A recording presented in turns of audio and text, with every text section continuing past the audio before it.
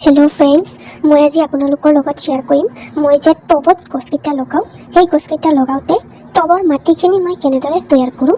তো বলক ভিডিঅ'টো আৰম্ভ কৰোঁ। মই গৰুৰ গোবৰ আনি ৰাখি থৈছিলোঁ।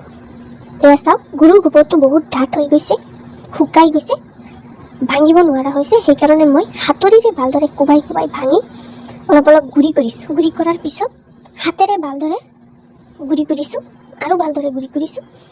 আৰু ঘৰত যিবিলাক জাবৰ জোঁথৰ আছে সেইখিনি জাবৰ জোঁথৰ মই একে ঠাইতে পেলাওঁ। যিকোনো জাবৰ জোঁথৰেই হওক, শাক পাচলিৰ হওক বা যিকোনো কিবা কিবি আছে যদি সেই জাবৰ জোঁথৰখিনি একে ঠাইতে পেলাওঁ। পেলোৱাৰ পিছত ঠিক এনেকুৱা ক'লা মাটি হয়, সেইখিনি মাটি লৈছোঁ আৰু বালি লৈছোঁ।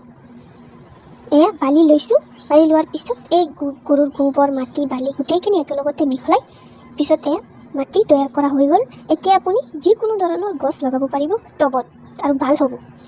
এয়া চাওক, মাটি তৈয়াৰ কৰা হৈ গ'ল। এতিয়া আপুনি লগাব পাৰিব। টবৰ মাটি ঠিক এনেকুৱা হ'ব।